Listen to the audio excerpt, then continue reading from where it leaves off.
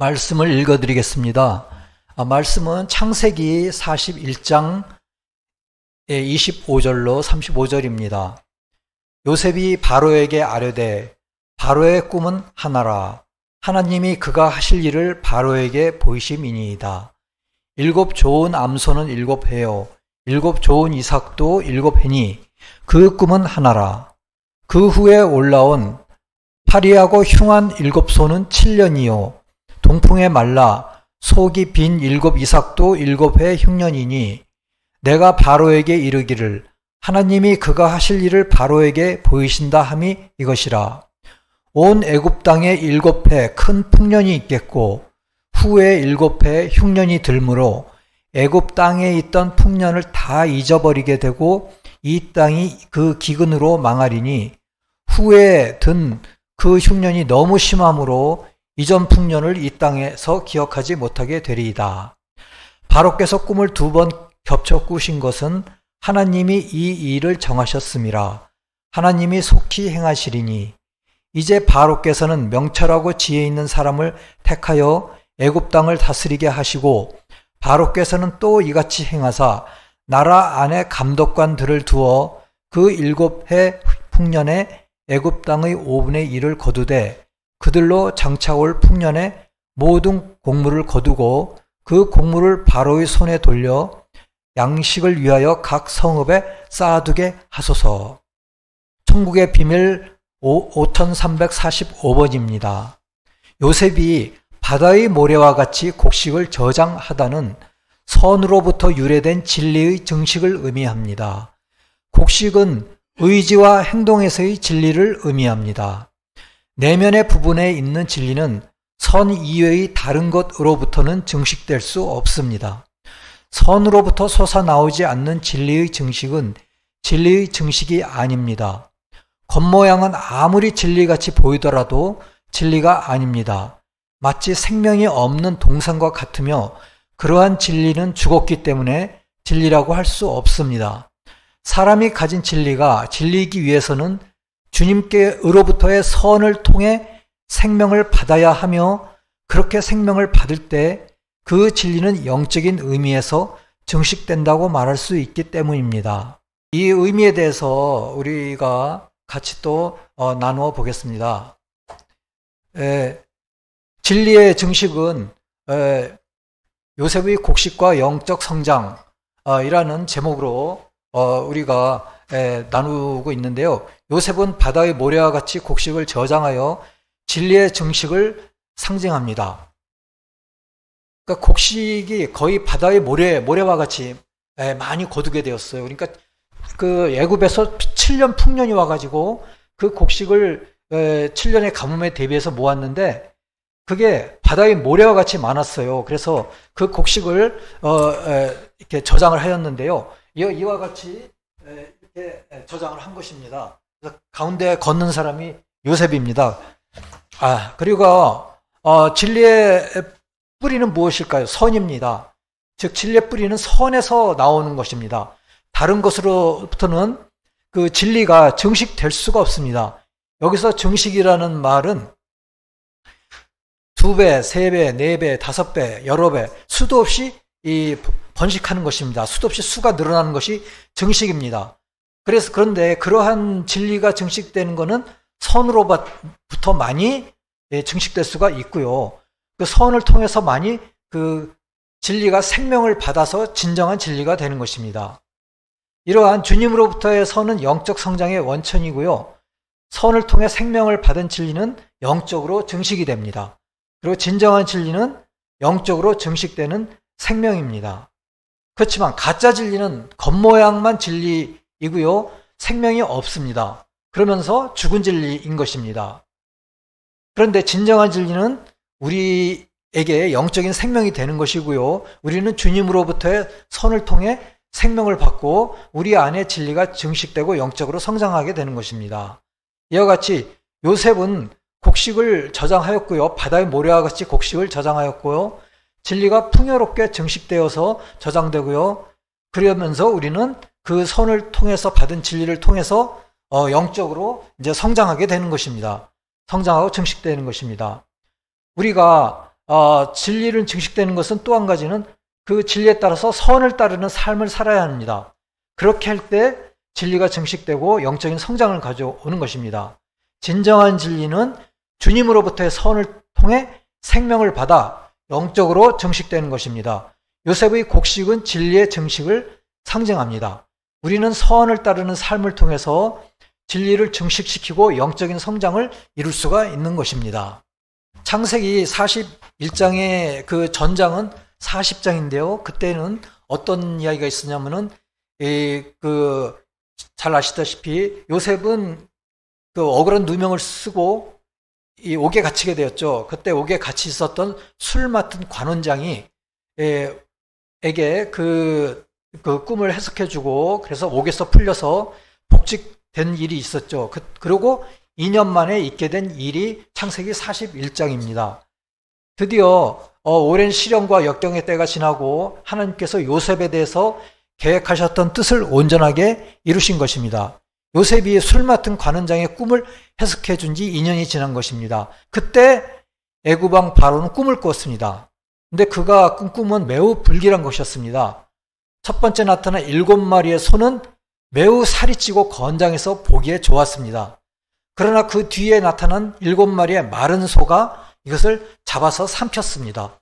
그래서 바로는 번민하였죠. 왜 그랬을까? 그런데 바로 연이어서 충실한 7 이삭이 마른 7 이삭에 대한 꿈을 꾸었는데요. 이런 꿈을 또 꾼 것은 바로로 하여금 그 꿈을 범상하게 여기지 않도록 하기 위한 것이었습니다.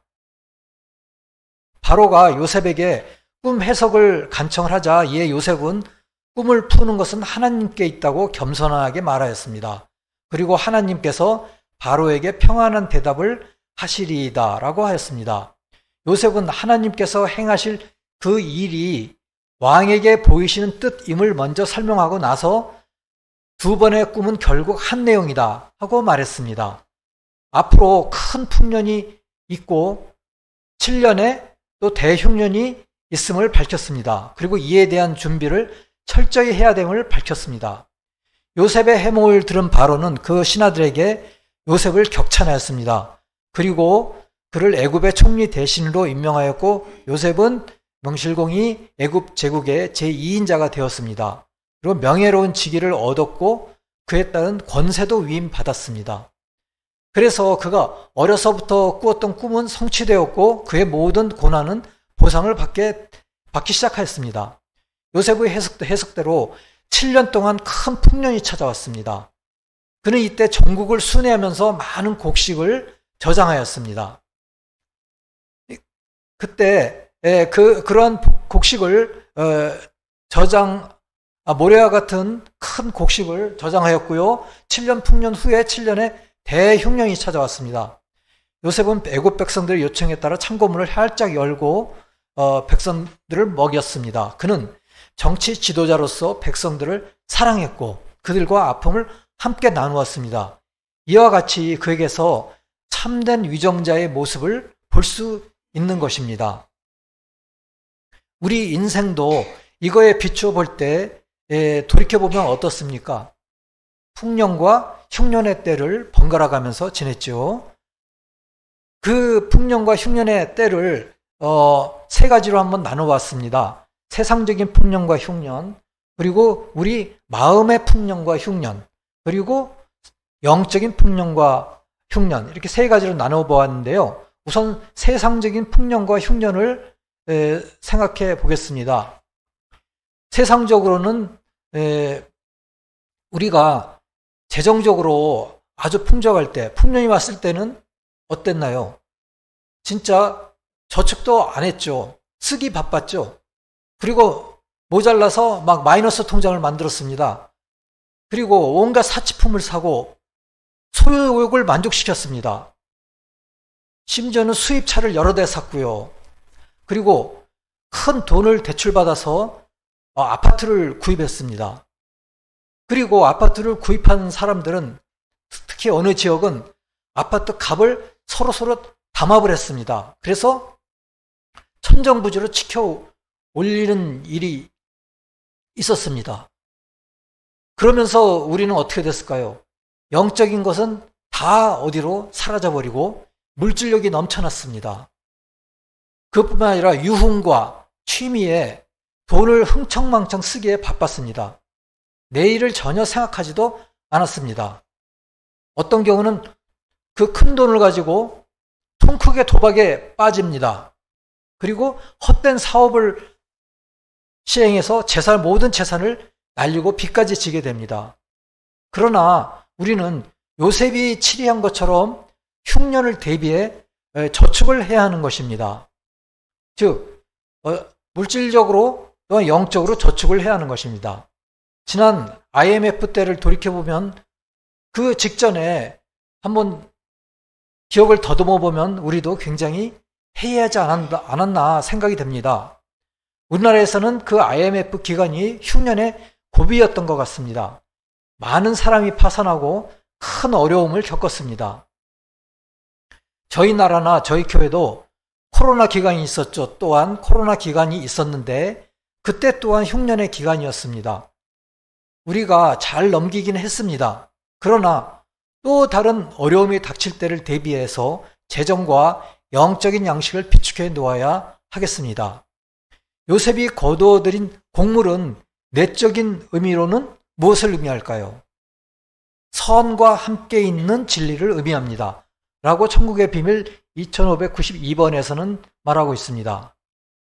그러면 우리가 마음의 풍년과 흉년의 시기는 어땠을까요?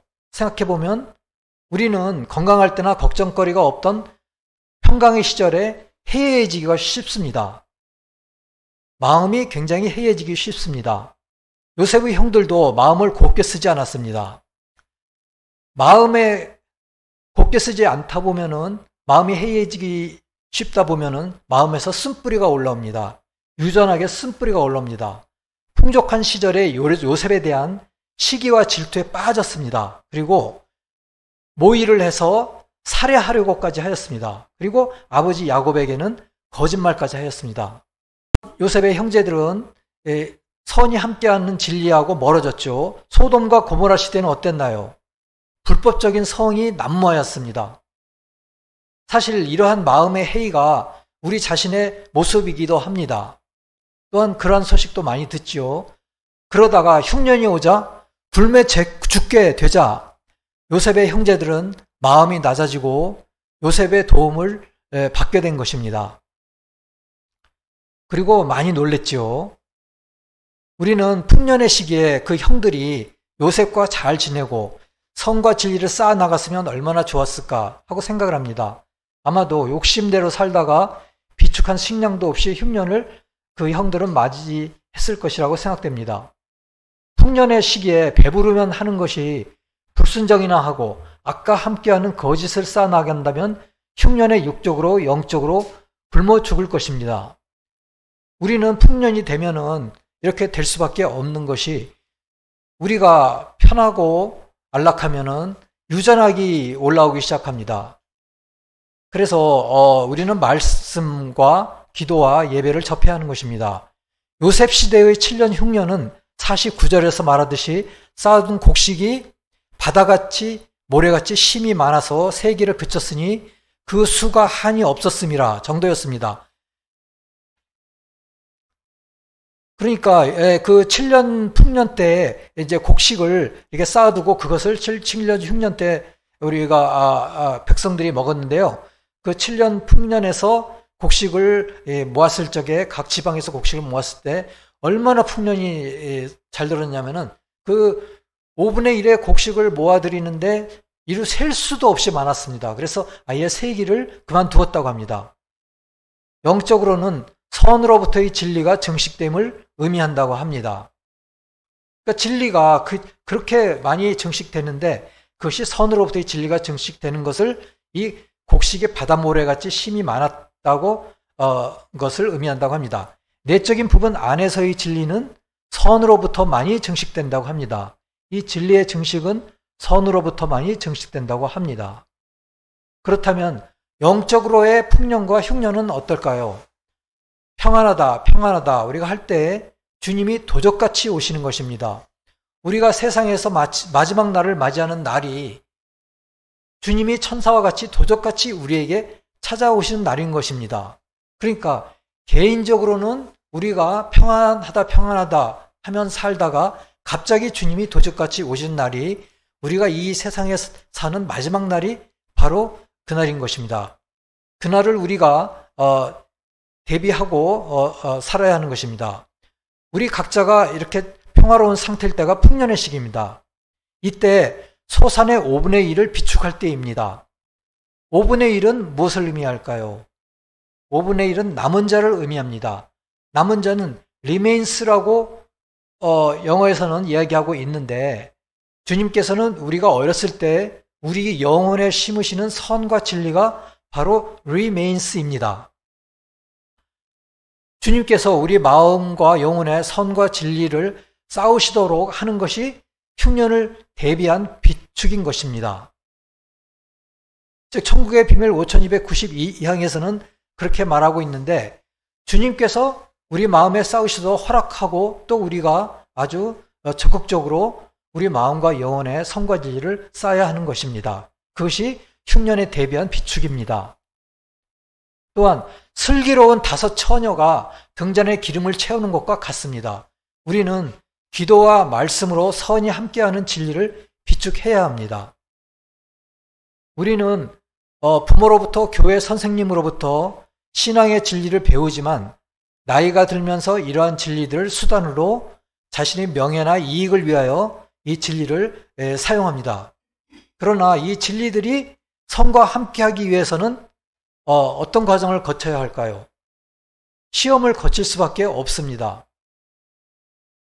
세상 사랑과 자아 사랑이 가장자리로 옮겨지기 위해서는 지옥의 영과 천사 사이의 시험을 거칠 수밖에 없습니다.